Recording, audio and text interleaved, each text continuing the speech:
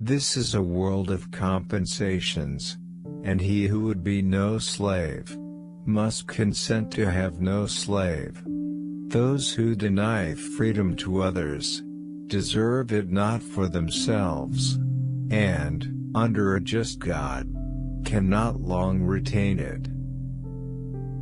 When I'm getting ready to reason with a man, I spend 1/3 of my time thinking about myself and what I am going to say, and 2/3 thinking about him and what he is going to say.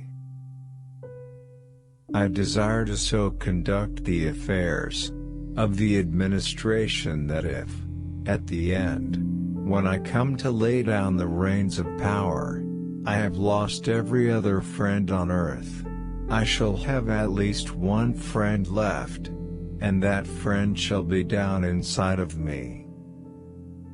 I am a firm believer in the people. If given the truth, they can be depended upon to meet any national crisis. The great point is to bring them the real facts and beer. I can see how it might be possible for a man to look down upon the earth and be an atheist, but I cannot conceive how a man could look up into the heavens and say there is no God. Elections belong to the people. It's their decision. If they decide to turn their back on the fire and burn their behinds, then they will just have to sit on their blisters. The legitimate object of government is to do for the people what needs to be done, but which they cannot, by individual effort, for it all, or do so well, for themselves. You think slavery is right, and should be extended, while we think slavery is wrong, and ought to be restricted. That, I suppose, is the rub. It certainly is the only substantial difference between us. I have been driven many times, upon my knees, by the overwhelming conviction that I had nowhere else to go. My own wisdom, and that of all about me, seemed insufficient for that day. We are not enemies, but friends. We must not be enemies. Though passion may have strained, it must not break our bonds of affection. The mystic chords of memory will swell, when again touched, as surely they will be, by the better angels of our nature.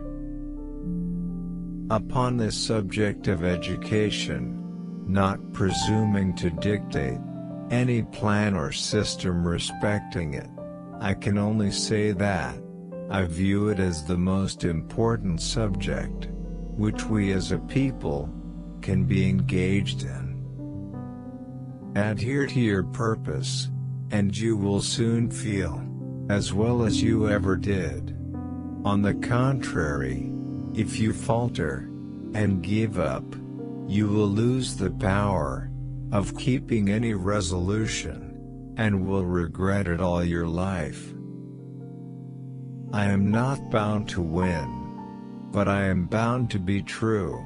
I am not bound to succeed, but I am bound to live. By the light that I have, I must stand with anybody that stands right, and stand with him while he is right, and part with him when he goes wrong. Let every American, every lover of liberty, every well-wisher to his posterity, swear by the blood of the Revolution, never to violate, in the least particular, the laws of the country, and never to tolerate their violation by others.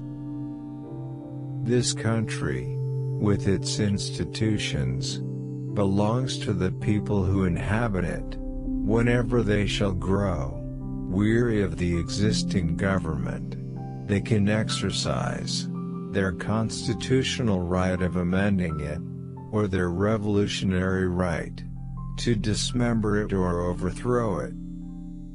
Labor is prior to, and independent of, capital. Capital is only the fruit of labor, and could never have existed if labor had not first existed. Labor is the superior of capital, and deserves much the higher consideration. I believe it is an established maxim in morals that he who makes an assertion without knowing whether it is true or false is guilty of falsehood, and the accidental truth of the assertion does not justify or excuse him. Let no young man choosing the law for a calling, for a moment, yield to the popular belief, resolve to be honest at all events, and if in your own judgment you cannot be an honest lawyer, resolve to be honest, without being a lawyer. I never encourage deceit and falsehood, especially if you have got a bad memory, is the worst enemy a fellow can have. The fact is, truth is your truest friend, no matter what the circumstances are.